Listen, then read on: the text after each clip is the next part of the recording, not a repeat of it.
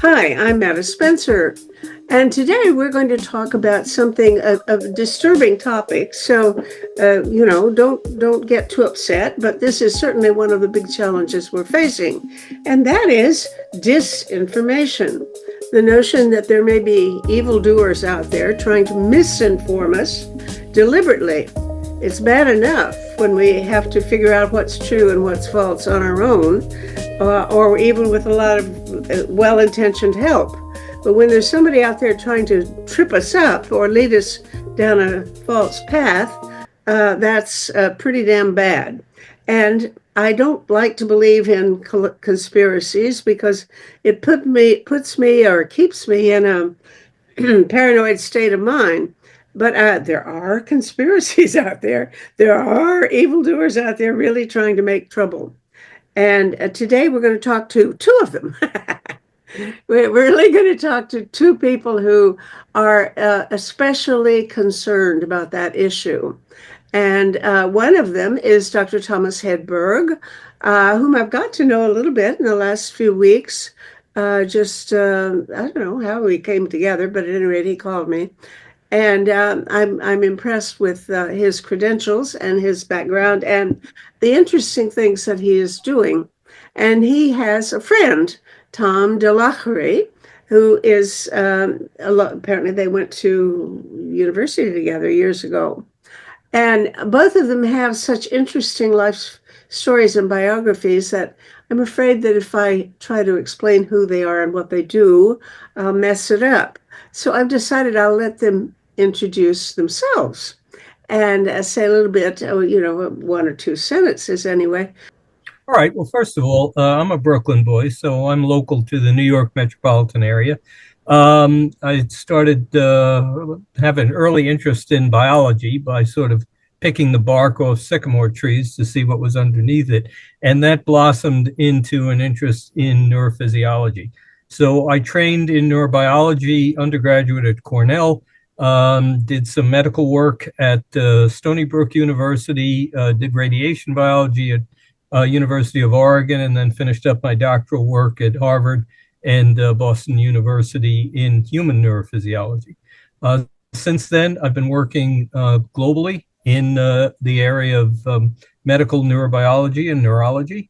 And in 2012, in response to some calls we had gotten for PTSD needs and treatment in Japan following the tsunami earthquake and radiation spill, we got some calls from the UN after our initial efforts, and the idea came up of forming an international organization that would provide native language medical remediation around the world as needed. That was the genesis of International Medical Crisis Response Alliance, which I founded in 2013, now called IMCRA, and which Tom is a member of, as it turns out, along with about 50 other people globally. I won't go on more than that. I don't want to steal Tom's thunder, but basically, the reason we got interested in, and he'll speak to this a bit later, in misinformation, disinformation, and propaganda, or MDP, is because some of our work was being interrupted and short-circuited by people who were telling us that vaccinations were not necessary, that sunlight cured COVID, that various other wacko ideas that were doing nothing but causing the backward march of science and medicine. And we looked into this and found out that this was worldwide and was a serious problem. And that's one of the reasons we're going to talk about it today. Tom, you want to take it from here? Tell us All about right, yeah. So my name is Tom DeLockery, and I am relatively new to IMCRA. And like Dr. Hedberg, I am a New York City kid who got to go to Cornell. But instead of the sciences, my interest was journalism. So I took my communications degree from Cornell and worked for about 15, 17 years in journalism, primarily with the Chronicle of Higher Education. Writing about government and then also writing about technology at a time when the internet was a new thing that was known primarily in higher education. I took that over to trade journalism in the technology world, working for Internet World magazine in the late 90s, early 2000s, as we all started to find out about Netscape, and then later on places like eBay and Amazon. And then I had a career change and I became a social studies teacher, and served for 19 years in a New Jersey middle school, and have, very serious concerns about our children today and all of the misinformation, disinformation that's out there, and leaving many of them, totally puzzled about what is true. So when Tom first talked to me about this project, I knew it was something that I wanted to be involved in. Mhm. Okay. All right. Well, I hadn't thought of the connection, but of course, it is disturbing when you are dealing with seventh graders who have their heads screwed on wrong. Oh, that's troublesome. Okay, Yes. Tom Hedberg. Yeah. I think I'm going to ask you to do a lot more explaining. I think you are focusing as much now on the misinformation, disinformation mess up that you're encountering as you are on the content of the medical information that you're trying to disseminate. Is that the case, or is Yeah, that? right on. I mean, that's exactly correct because you can't, in other words, you can't tell a person how to splint an arm. You can't tell a person how to stop blood flow if they seem to believe that incantations or some other nonsense is going to do the job. So Mhm. you've got to stop. But anyway, just to give you a little bit of background on this, in order to properly discuss and comprehensively cover the issue of the penetrance and dangers of misinformation, disinformation, and propaganda, which we'll call MDP here so we don't want to repeat that every time. I want to start off by focusing on the core of the basic problem, and that's us, ourselves, species Homo sapiens, and what we do with the sensory data that we receive by various means and process via the five senses. We are the only ones on this planet who are susceptible to MDP and the havoc that we can wreak under its influence. So the question is, what is MDP itself? Misinformation is providing inaccurate answers to questions or disseminating false information, either intentionally or unintentionally. That's Mhm. misinformation. Disinformation is the planned and deliberate dissemination of inaccurate information for the purpose of leading targets of that information to draw planned conclusions. So that's really where it becomes pretty evil. Propaganda, on the other hand, is a carefully laid, strategically organized campaign of agendaed information intended to achieve a particular aim in influencing the behavior of its target population. Of importance, it may or may not include misinformation and disinformation. Well, But now, yeah, go propaganda ahead. would include publicity and advertising, wouldn't it? Exactly, Mm. exactly. I'll show you what I mean by that. But basically, MDP itself is its goal is the disassembly of reality, Mhm. establishing an alternate reality that serves someone else's purpose. Mhm. So, what does propaganda look like?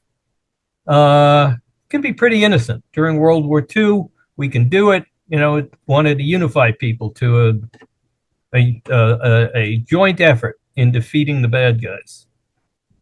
Again, it brought people together. United will win. Mhm. Breaking racial barriers. It's all Mhm. good stuff. It was picked up by other countries, maybe not quite so nicely. This is Maoist China, and they're defeating the bad guys too, but the bad guys are everybody who isn't a Maoist. Mhm. Then we have our friend in Moscow over here who is again using let's work together and unify ourselves, but we're unifying ourselves against a completely make believe manufactured enemy, which are the Nazis in the Ukraine. Now we come back to America again. Again, a nationalistic approach, one nation under God, but it's getting a little worrisome now because that nation doesn't include any Muslims. It doesn't include any Jews. It's very, very Christian. And I Uh-huh. think that makes it pretty clear. And what that morphs into, unfortunately, too often, is something like this, which is taking it one step further. You want to survive America? Kill the Jew snake. Mhm. So we start having some problems there. Mm. Anyway, the key thing I think that this shows is, in the end, it's all about emotions. That's what propaganda, misinformation, and disinformation tries to do, and that's is critical to what we're going to be talking about today. Because advertising people learned a long time ago that you don't sell cars by carefully explaining advanced metallurgical techniques that were used in engine construction. You make the biggest impression by fast forwarding directly to sex appeal. We're human.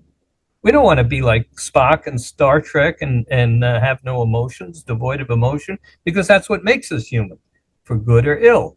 But when you reflect on it, emotions are also what makes us killers, destroyers, and believers in MDP. So there's a bit of a dilemma there. So the question is, what are humans anyway? We're relative newcomers to this planet. We're only about 160,000 years old. We're the only surviving species of multiple hominids who once existed contemporaneously with us: Neanderthals, Homo erectus, Homo floresiensis, and we varied from them by only a few DNA nucleotides. Then there's our next closest neighbors, Pan troglodytes, the chimpanzee, who we varied genomically by less than 1.2% of our total DNA. So the point is, while we're not alone among humans, we are here in our billions basically because we've outcompeted, outbred, and essentially outmurdered all of our fellow hominids. There are other species with near equivalent brain size and intelligence, but they live in the sea. And they live lives of frolic, mating, migration, eating, hunting, and making love. They're not too terribly different from the way we live for 150,000 of the 160,000 years we've been in existence. The main change in the last 10K years is that we used our big complex brain and opposable thumb to create civilization and technology. Now, just to be clear, Language. Yeah. What? Language. Speaking, yeah. I'm making this rather abstruse point because genetically we are not terribly different or unique among advanced life on Earth. Neurologically, we remain fearful, panicky, overreactive tribal apes. Physiologically and genomically, the differences are barely distinguishable. The humanists among us are going to point to our great achievements, our science, our cities, the precious few Einsteins, Gandhis, Mozarts, and Voltaires to suggest otherwise. But the problem is, and the problem with MDP is that the vast, teeming, overwhelming majority of us are not terribly bright, are very easily controlled, and we're the organisms who suck up to power and celebrity, and we're often inclined to violence. Now, pragmatically, taking this into account up front will give us a better grip on reality and how to solve problems. Tom, do you want to add anything to that? Or no, I think you're making some strong points. Yeah, Meta, go ahead. I do, because I'm almost offended because you are dissing one of my dear friends. I actually have gone through some sort of change in my own notion about how consciousness works or what it is, from having become addicted to watching a little monkey on videos who lives in Vietnam with a Vietnamese family, and discovering how enormously intelligent and creative he is. I am quite sure I now think of this as a person. I really believe this is a person in a monkey's body, and it, instead of looking down on him for being stupid, I am overwhelmed at how brilliant he is. And the only difference is he can't speak, but he can understand language. He hears what people around him are saying, and he thinks and he figures out solutions to problems, and he does things that are just amazing. He gets up out of bed in the morning, he changes his clothes, he goes to the bathroom, he brushes his teeth, he goes to the kitchen and he cooks breakfast for the whole family. And this is a routine, simple matter for him to get up on the stove and push the right buttons and carry the potatoes and put them in the pot and put them in on a table and all of that. Then if the dishes are dirty afterward, he takes them and puts them in the sink where they belong, etc. So and he forms extremely intense relationships. And the only thing I can see is you can't talk about complicated theoretical matters or abstract matters with him because he can't answer you. He can understand a hell of a lot.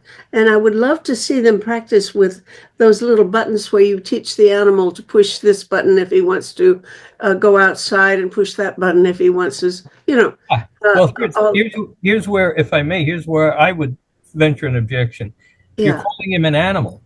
Yet this was what you're mentioning is exactly my point. We are not that much different Yeah. from our the co-inhabitants on this planet. I mentioned the creatures who live in the sea. Dolphins have a brain which is almost, in many cases, larger than ours. Uh-huh. Dolphins have complex behavior. Many cetaceans have extremely complex behavior. And the fact is that we differed from them for the vast majority of our existence in terms of our behaviors and ability to do something, very little.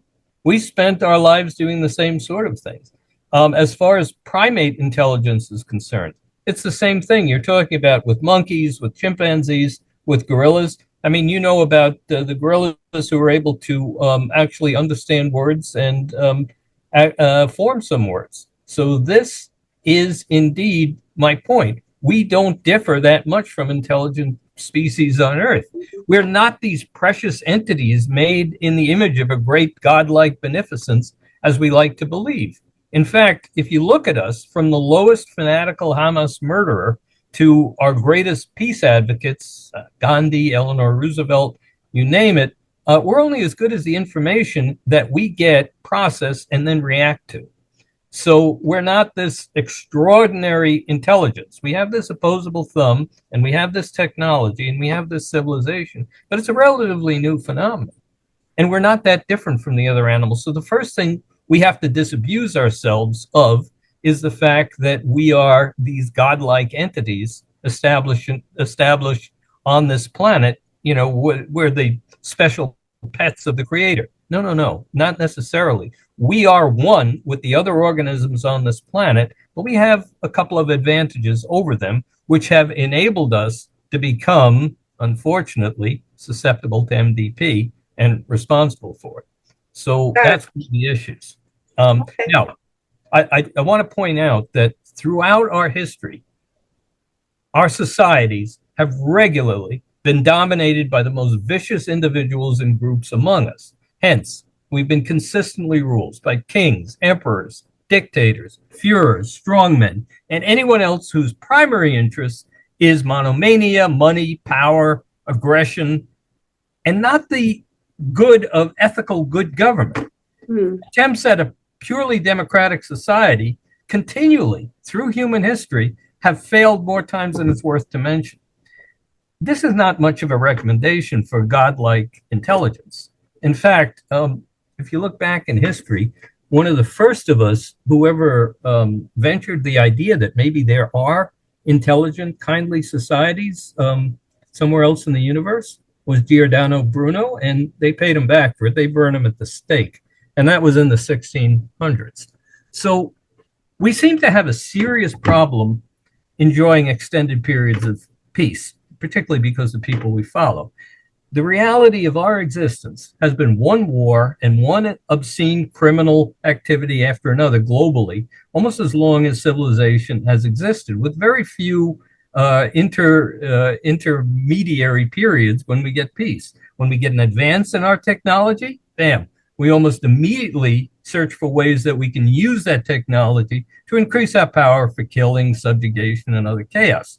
Matter of fact, the most telling manifestation of this is that the greatest impetus for invention is inevitably war. When you take something as innocent as the telegraph and the balloon, they only coexisted for a very short while before we put them together to start killing people in the Civil War. And Professor Thaddeus Lowe did that. We can thank him for a lot of other things, but maybe not that. When you think about, again, how wonderful are we? Well, how stupid and hurtable are we as well?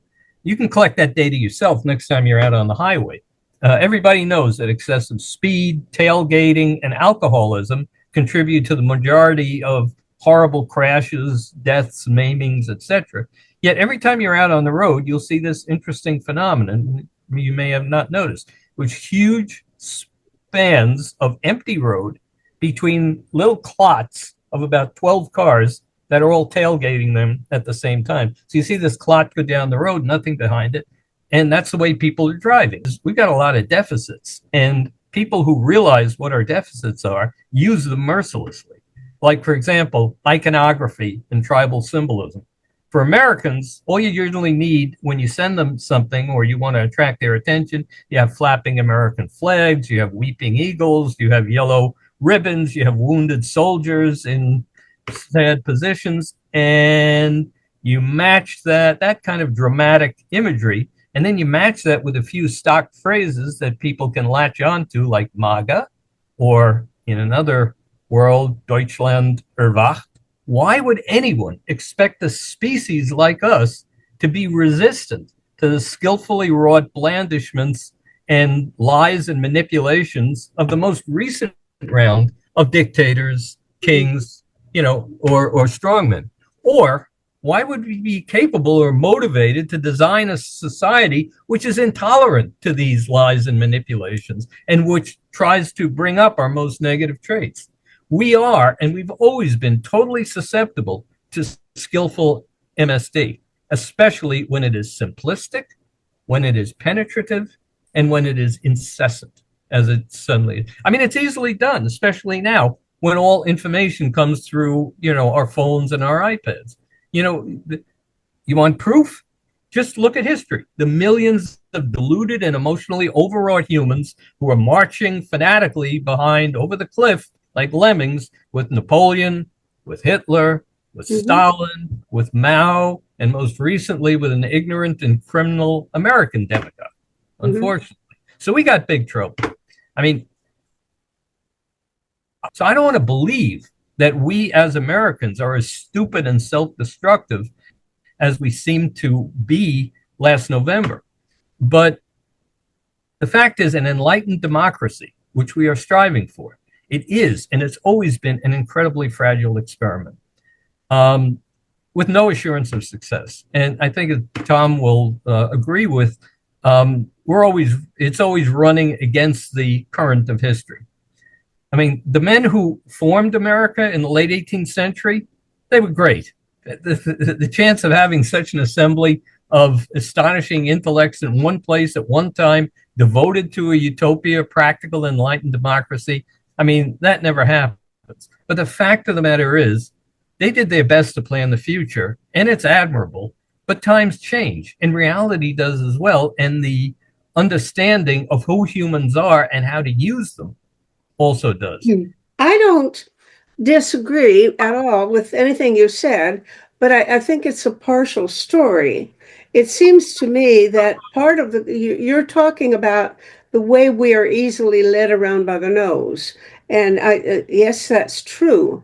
But to me, the more interesting question is, why do certain people get hold of our noses at certain times and not at other times? Why, for example, right now, do we see a worldwide trend toward right-wing dictatorships or autocracies? Why is it that those guys have hold of our nose and not some alternative other kind of ideology? And I think that is really the question, and not so much how they do it. It's true that we can learn a lot by studying how it's done, how they influence us, but it's not just how they are influencing us. It's how we are choosing what to be influenced by, in a way. Correct. Correct. Now, Mm. if you give me a moment here, I just want to show you when I made the mention that you know we have people who are admittedly quite evil, who have studied humanity, studied human psychology, and know how to handle us. This is a Mhm. relatively recent phenomenon, and people have just gotten better and better and better at it because the payoff is huge for their purposes. So we've gone through Let's that. see if you have a picture of Goebbels. Oh, do I have a picture of Goebbels? Hold on. All right. So when and how did MDP first become horrifying Oh, and dangerous? okay. Because you did show a picture of Goebbels just after I predicted that that's who you'd be. That's correct. Very good. But See, if you're, you're following along closely. Excellent. all right. I love these quotes, and these are all documented quotes. And again, they may resound in terms of what we've been dealing with lately. A lie told once remains a lie, but a lie told 1,000 times, that's the truth. You know, and this one's really good. Accuse the other side of that which you are guilty. All right. Propaganda must facilitate the displacement of aggression by specifying the targets for hatred. You can do Jews in the 40s, and you can do liberals in the 21st century. And we've been seeing that left and right. Mhm. So again, basic human nature never changes. And the more you understand basic human nature, that's where the nightmare really begins and gets going. So this is, I thought, one of his most poignant statements. Let me control the media, and I'll turn any nation into a herd of pigs. Well, can we say that really? I mean, I predicted that you were going to talk about Goebbels, but can we say that he really was the first systematic analyst of how to do it? Or were there predecessors that I don't know about? Nobody did it as well, as far as my understanding of history. Tom, any since you're more academic in that area, any idea if anyone preceded him in this regard? No, I'm hard pressed to think of anybody who would take on who would deserve that title more than he or from before him. Yeah, this Oh, guy was a just a minute. PhD, and This sorry, go ahead. what about the whole area of rhetoric? I mean, Ready? rhetoric is a field of study that went back to the Roman days, or maybe even earlier, Greek days. I don't know when, but it was the study of how to sway people by giving public addresses, Yeah, mostly, yeah, right? by all means, and it's effective even now. But the fact of the matter is that this guy recognized that rhetoric alone is never going to do the job. You need to saturate print media. You need to saturate audio media. You need to basically shut down any contradictory or contrary points of view. And you need to basically dominate the consciousness of your target audience in order to get where you want to go. And this is something, matter of fact, when the most recent, they call it conservative, but it's not conservative under any circumstances. I'm a conservative. We don't have a conservative movement in this country that I know of. But when these people started basically coming on strong some years ago, probably during the Bush administration, and with Reagan at the tail end of the Reagan, it was clear to me that they were studying his guidebook. They knew what to do, how to do it, and just a few reflections on that. Let's see. What are the basics? In other words, how do you follow Goebbels? Well, and this is also an answer to your question. You generate strategic disinformation, you repeat it endlessly, and you never back down. You adopt an iconic visual imagery or phraseology that emotionally resonates with your targets. Use it shamelessly, incessantly, everywhere. Hats, flags, eagles, wounded soldiers, patriotic youth, whatever it happens to be. You get rid of objectivity. Objectivity is no good. That's why science is being dialed backward. It blurs your aims and message. And you need to make sure to demonize any proponents of objectivity or analyses that deviate from your programmed agenda. You identify already an easily hated enemy. You can use Jews, liberals, Hutus, Rohingya, intellectuals, immigrants. You make a name for Dems, Libs, Ukrainian Nazis, South Sudanese, peaceful Muslims, basically any minority. And you use misinformation to blame your target's ills on that enemy. So in other words, if the people you're trying to reach are upset about anything, it's their fault. You know, it's very interesting. You select and slavishly support one charismatic cult figurehead who demands unfailing, endless loyalty and who demonizes all who fail to worship him appropriately. So, take a look at 1934 versus 2024. There's not all that much difference. And, it's very easy to generate MDP. For example, now we've got the California wildfires. That's a good one here. Hold on, let me bring this down. I can do MDP for you right now. It's pretty easy, and it'll sound a lot like what's actually out there. So here, I'm going to do some MDP for you right now. Okay, the fire was set by illegal immigrants, and the illegal immigrants, which crazy America-hating Gavin Newsom invited and welcomed to LA. Yes, and everybody knows about his communist and his drug lord friends. You, my friends, don't know about it because the legacy media prevents you from finding out about it. But I know about it. I know the secrets behind it. I know the secrets they were trying to hide from you because I am the great and powerful T, and I would have put out the fire immediately with my wonderful extinguisher knowledge, and I will drain the swamp and I will expose everything that isn't me and MAGA. And now you should cheer hysterically, or we will find out who you are and come and visit you at some point. Well, you did a pretty impressive job. I suppose there are nighttime TV shows that would love to have you on wearing an orange wig or something. No. I'll have a MAGA hat. Like a hat. Oh yeah. Yeah, Okay. a nice red Well, hat. I'm not. And I would have millions of people saying, "Oh, this guy is really on target. He knows it. He's good." Because they're primed to think something. So anyway, the bottom line is, I don't want to go on forever, but we now face the issue of a totally immersive and finely wrought global MDP program, which we've seen, because we're not only working in the US, we're looking at this around the world. It's been successfully used to support wars of aggression, to recruit soldiers to fight in these wars, to breed hatred, obscene acts.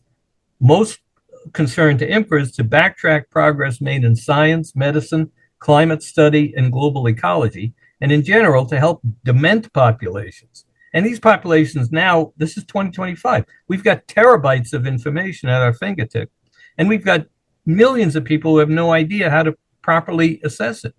Okay. And you don't have to. Let me answer. Yeah, go ahead. Because I see two directions that you can go. Yeah. You could talk about how to teach critical thinking, or how to get people to slow down and analyze the content of what they're being told, and check the sources and verify the fact check and that kind of thing. Or you could ask why people are in a certain frame of mind where there are certain types of propaganda that they're ready and willing to believe.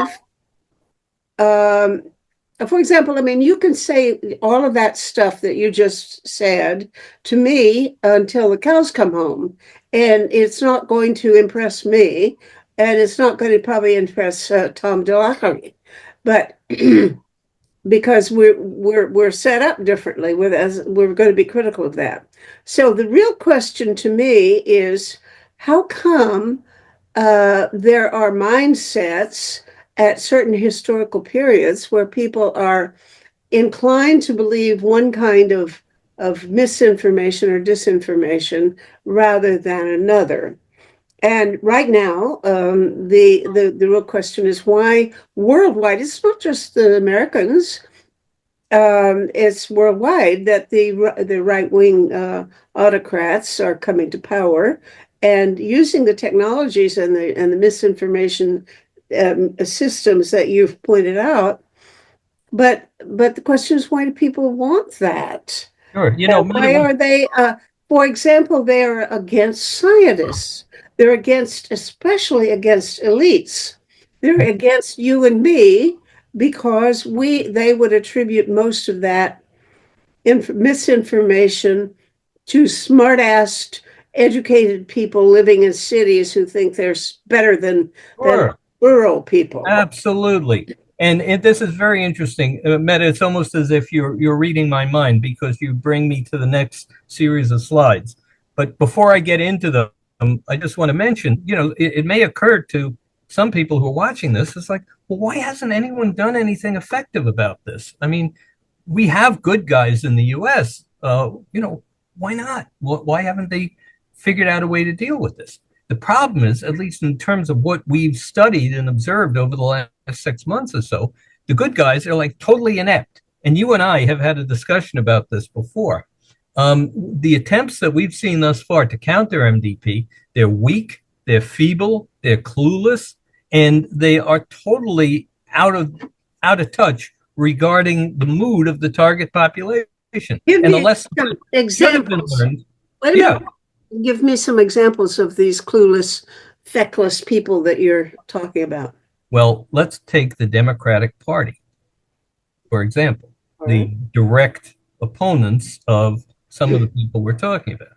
The Democratic Party was not playing to the heartland. They were not responding to some of the issues that the heartland had easily identified, including immigration, including high prices in certain areas, including gasoline usage. There was very little about that. There wasn't anything coming from Kamala Harris on that. And instead, every time I turned on the TV and saw a Democratic commercial or saw something come over the internet, it seemed that they were playing to peripheral, they were showing themselves to be very woke when woke was losing popularity left and right. They're also showing themselves to be supporting causes that, if we lived in an ideal, perfect society, would be fine. LGBTQ, changes, this sort of thing, that would have all been fine in a perfect society. But we weren't in a perfect society. We're in a society which is directly under threat by MDP, by alterations of reality, by posing of alternate facts and alternate reality. We didn't have time for that. These people screwed up by not feeling the pulse, by feeling the pain of the people who then went to the right. Sorry, to the right. It was funny. It was sad. In fact, IMCR tried to reach out to say, like, what the hell are you doing? We couldn't get a single goddamn answer to any of our appeals to any Democrats at any time. They just ignored us. We talked to other organizations. They ignored them as well. We did try to reach out to Republicans just to see what would happen. Bam, got an immediate response. Dear Dr. Well, we are so delighted that you are blah, blah, blah. They responded immediately. The Democrats didn't have time for us. They didn't have time for the grassroots support. As far as I'm concerned, they screwed it up totally. And, did they deserve to win? I don't think so, because they were just out of touch. So, they let their sort of ability to feel the pulse become automated and industrialized to the extent that they went into ivory tower isolation from what their true base was. But anyway, I want to get to your question about why people are so easily influenced, or why they come to the point where they are easily shifted to the right. And there is a psychological aspect to this as well. Let me share a slide with you here. I'm going to try and see if we can. Yeah, this. Just a moment. Okay. So that's where we were before, I think. Good. Now, take a look at this. My mom and dad signed me on some years ago to their conservative email chain. So this is what I get. I get agended emails and text every 3 to 4 minutes, every day, 24/7. Okay? The elderly and the impressionable young, who are a particular target, You get textbook approach, textbook results. I don't know if you can see some of these chilling messages. All roads lead to Joe Biden. This is a serious allegation. Oversight reports. Trump predicted this nightmare. Trump did this. Trump did that. Trump is great. Trump is fantastic. It's nonstop. It's every few minutes, and it's endless. It's not even healthy for the elderly because it gets them all riled up. My stepfather gets heart palpitations when he turns on Fox News, but he won't watch anything other than Fox News ever. When you look at the tsunamis, they are immersive, they're appealing, they're alarming, they're iconic, they're provocative. They actually go into various categories. They're attacking us in our cult guard. Bam, bam, bam, bam, bam. They've gotten really bad news, which shows that we're fighting back, and we're trying to win over them. Here are the names we have for them. Remember what Goebbels said? Identify your enemy and design easy names for them. Now we've defeated them. We've done this. Ha ha, Trump wins. Obama for prison. Take a look. Trump finds this. Trump finds the other thing. We're resisting their lies. And again, we're going back. We're united Christians now. All right. So we're building a special identity for our people. You don't want those liberal Jews in there. Certainly, we don't want Muslims in there. We're united Christians. We love you. They hate you. And this is why they hate you. They're doing this. They're stealing your money. They're after your Social Security, et cetera, et cetera. So, the big question that we see here is that they've got a campaign which is full of eagles, full of yellow ribbons, full of weeping soldiers, and full of every lesson they've learned from Goebbels. And that's why when you're inundated with that, you see nothing but that. You get to a situation like my parents. They watch Fox News all the time. They won't watch anything else. Everything else is not reality. The only reality, they've been so entrained by this point that the only reality is what they see on Fox News. What kind of results? But I'm sorry, but you're still not answering my question. Why did they start into that anyway? Why don't you take that stupid thing down? I don't like slides. All right, sure. Here it goes. Thing is down. Yeah, why did that somebody get them by the nose? Why did they allow that to happen instead of listening to you, for example? I mean, you're already begging the question when you say they were brainwashed or whatever by Fox News or any other propagandist. Because the question is, why are they susceptible to that? Why do they choose this propagandist and not that propagandist? All you have to do is look at any psychological studies where when you grab your group and you tell your group, and remember what we looked at with Goebbels. No, you're already assuming that anybody can come along and grab a group. It's not easy to grab a group. There are all kinds of people trying to grab groups around the world for all kinds of reasons and failing. But nowadays, a good dictator, would-be dictator from the right, has a good chance of grabbing a group. That's my question. You're answering a different question. I am not. They've been building this up at least in this country, they've been building up this approach for 20 years or so. They've been training people to look at it this way.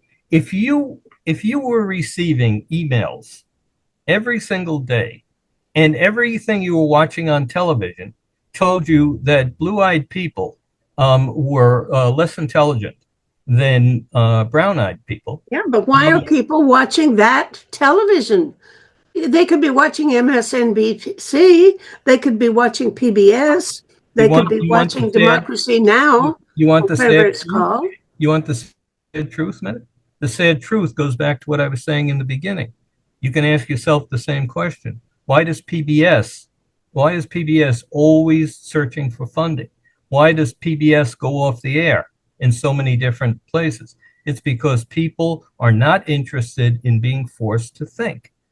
People, as a general rule, now this isn't all of us, this isn't everyone, but people, as a general rule, are not interested in being oppressed to the extent that they have to use their brain. It's better to have knee-jerk reactions. It's better to have emotional reactions to things, and it's better to be nurtured that way. You're already assuming. You're asking me to assume something I can't assume. You're asking me to assume that only the right wing does these brainwashing, propagandistic, Goebbels-like tricks, but the intelligent people and intelligent TV channels like PBS or in you're saying in MSNBC don't do that. They only produce the truth. No, all kinds of positions, right, left, center, and out of this world, ideological, religious extremists, people who believe in all of these, mystical, I mean, all kinds of weird things.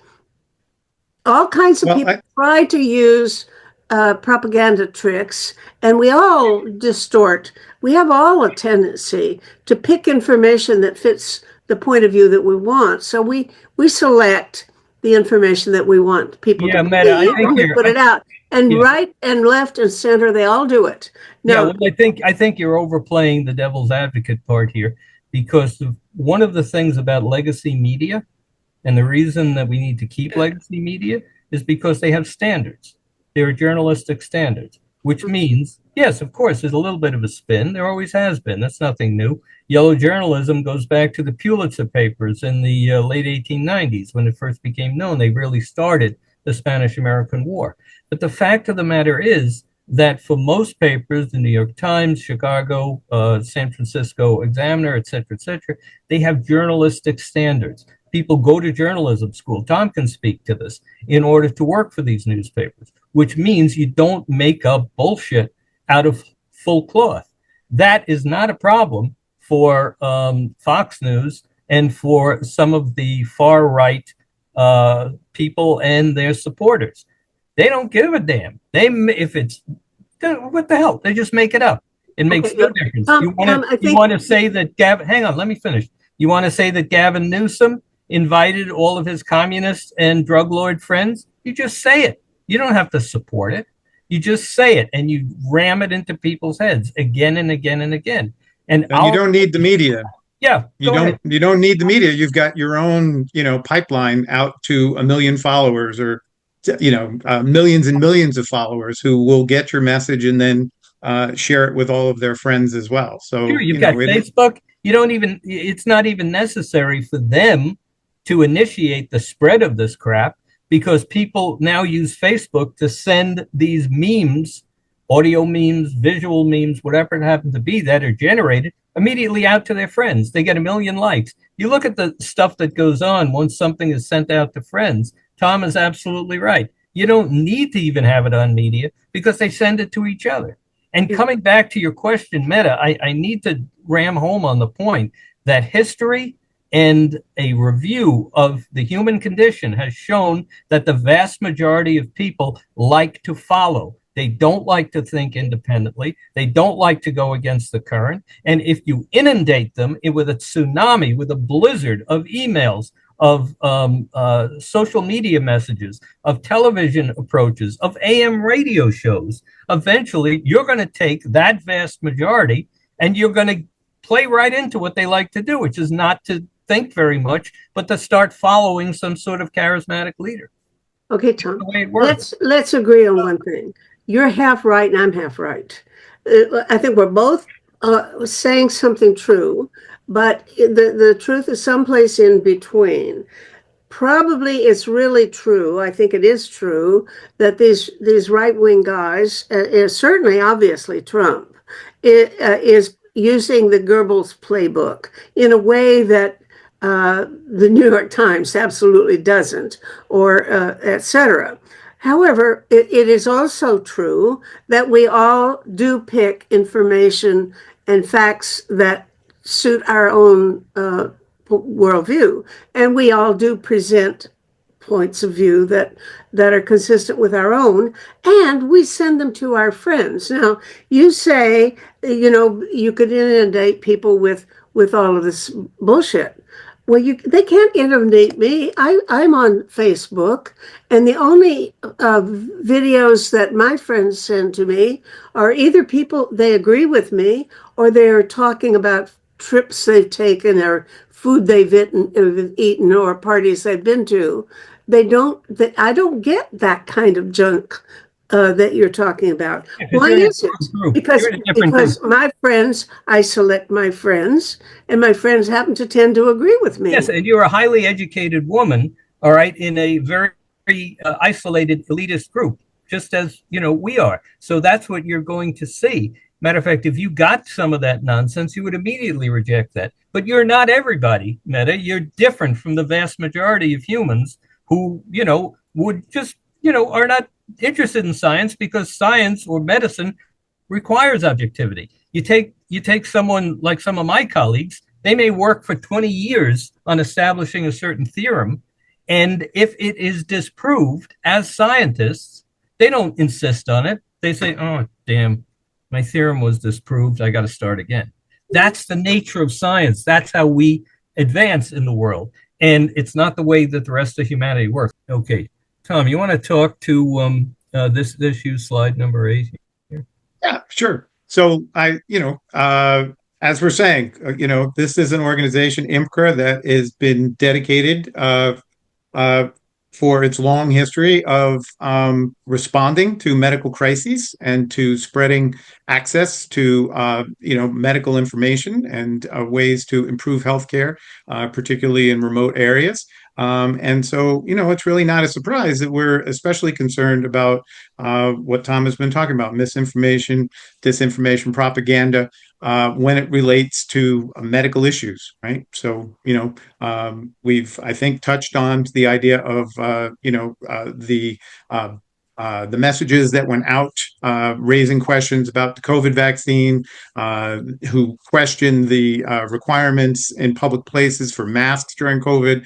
All of these, I think, represent the sorts of misinformation that that had a huge impact on people in the way that they responded to what was being asked of them. Interfering with our mission. Sorry, Tom. The problem itself is globally recognized. There have been, it's not just us. There have been sporadic attempts to deal with it. The European Union has made some efforts. The Office of the High Commissioner for Human Rights has made effort. But really, the whole phenomenon, as it's come through social media, it's really too novel. No one really knows what to do. Fact checking doesn't work because no one's interested in facts. They're interested in what they want to believe. They dither, they wring their hands impotently, they issue joint statements, but the lies and the awful, it just pours out 24/7. It's another great triumph for Trump. Trump solves every problem. Trump's opponents are ridiculed. Trump's opponents want to destroy America. There is a way to deal with this, by the way. There is a way. And in the last few minutes here, I know we're running a little bit over. Let me talk about it quick. This is something that I think we've made the point. The popular result of MDP is dementia, virtual reality, and infantilism. Everything's going downhill in terms of any kind of intellectual approach to anything. We can just go on and on. We've seen these things. Climate is lies. Sun kills COVID. Newsom is insane. Government is coming for my gas-powered car. Global warming is lies, and now we're going to use machine guns to deal with forced vaccination. So DTTC itself, it stands for, originally it stands for a way to get at truth in telecommunications. Our program is DTTC. It takes into account the fact that everyone else that ignores, that it's often not the MDP message itself that most resounds with the intended victims, but as we've been pointing out, it's mass psychology. It's the idiom in which it's presented. Thus, iconography, phraseology, identifying a common enemy, and continually fostering a sense of unified tribal identity is critical to getting believers. These are factors that are continually overlooked in conventional approaches. But DTTC program is structured so that these presentation techniques are used to relay medically vetted and fact-check realities in a way that's consistent with what we've learned about why MDP is so successful. Now, no one's done this far, all right? It's all standard fact-checking and so on and so forth. This is strictly a research project at the present time. We have standard scientific data. We wanted to have Christine Kirkpatrick on from the San Diego Center for supercomputing for metrics analysis with AI. But unfortunately, she's still on a flight, so she hasn't joined us now. But standard scientific data collection, reported guidelines with the aim of submitting a research paper to a peer-reviewed academic journal. The DTTC program is structured to monitor dissemination of MDP via email blasts, Facebook postings, and I Twitter. want you to take down your slides and just talk. Yep. I know you don't like my slides. Down they go. Just All talk. right. So basically, it's via the various means by which MDP is disseminated around the world. So, and granted, there are billions of these postings sent out every day, but this is a research study. So basically, we're taking a select group of recipients of this kind of crap, and we are sending them the same kind of stuff, except it's accurate, it's realistic, and it's approaching this in the way that psychologically resounds with this same population. And then the attempt is to see whether or not they pay attention to it. Whether or not, what for example, yeah, go ahead. I mean, what would be psychologically resounding with something that Goebbels might send out? I don't get it. Basically, if you have someone saying that the sun, I mean, I'll bring this to a very simple level. No, but give me a real example of from what you really want to do. Sure. So what kind of information are you going to send out? Let's say a mailing goes out that the sun cures COVID. All right, and the bad scientists and the bad pharmaceutical companies are trying to, push their vaccines, which do nothing but kill you. We would then select a specific audience, maybe 10,000 people, whatever the N would be for the study, and we would then follow that once we identified that particularly egregious mailing, and we would follow that with accurate information. But we would dress the accurate information in the same kind of hyperbole that the MDP generators would dress it in.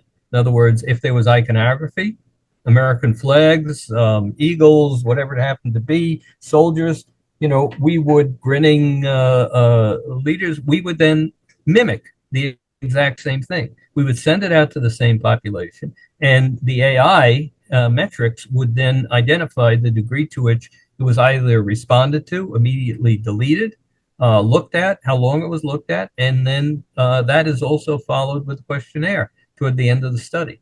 The idea is you want to fight fire with fire. You want to use the same tactics that Goebbels used. And there's nothing exactly, and there's nothing wrong with that if it is done with scientifically vetted, accurate. And I'm not saying this is a matter of interpretation. My last slide will show this. All right, we're not interested in matters of interpretation. We're not interested in alternate facts or other reality. There isn't. There's only one reality. There's only one fact, all right, in the world. We're moving away from that. And that's like a mental disease that we're moving away from that. Science is objective. Science gets at what is objectively and repeatedly established as reality, okay? Well, look, Tom, I'm carbon dioxide. Saying otherwise doesn't exist. I'm not opposed to what you're saying, but I want an example of it because I don't think it works as easily as you're saying. I really think that you can't use Goebbels' window dressing and technology to promote truth.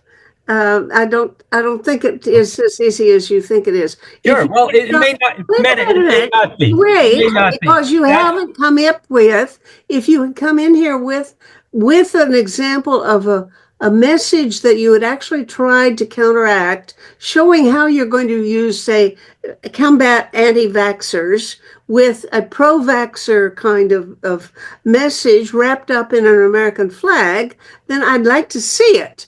But you haven't presented it. You will. That's our next conference. Let me wrap this up with my last slide because it's fairly important. But you're trying to convince me you can do it. Until you show me one, I don't know that I can believe you. Okay, well, you know what? We don't know that we can do it either. That's why this is a study, okay? Oh. This is a, hang on just a moment. That's why this is a research project, because we don't know that it'll work either, but we're willing to try. So hang on just 1 second, and I'll put up our last slide here.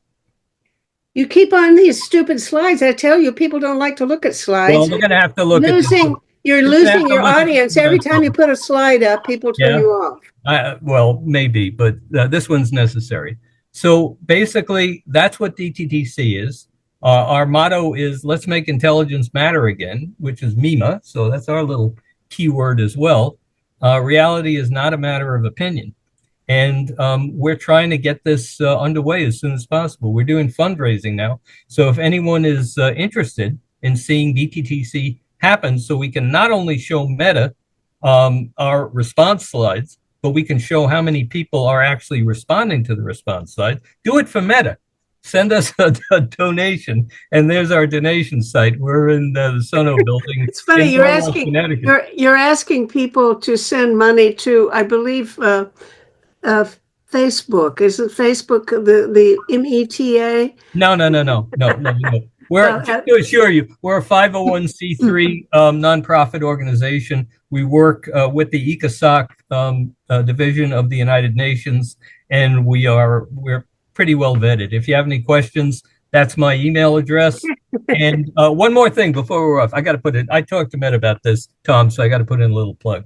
Okay. I just 2 days ago published a book on how the world could actually be different, a minor change in the course of reality. And in this particular case, it's an alternate reality book. It's the Titanic misses the iceberg, and some very key people actually get into New York, and the world changes. So it's called One Night Unremembered, cutesy title, and that's how you can get it on Amazon. But anyway, that's a different world, a more peaceful world, a happier world, a more honest world, which may or may not be in our future at some point. But anyway, Meta, thank you so much for giving us the time here. Tom, for joining us. And it will be our goal to send you that email as soon as it's Good luck. I hope you turn out to be successful. I'm not sure whether I do want you to be successful, actually, because I'm not sure that I like Goebbels's approach under any circumstances. But if you can make it work to the betterment of humanity, well, we'll have a second look at it another time. Okay, thanks, guys. It's been fun. All right, thank you. All right, appreciate it. Thanks, Meta. Thanks, Tom.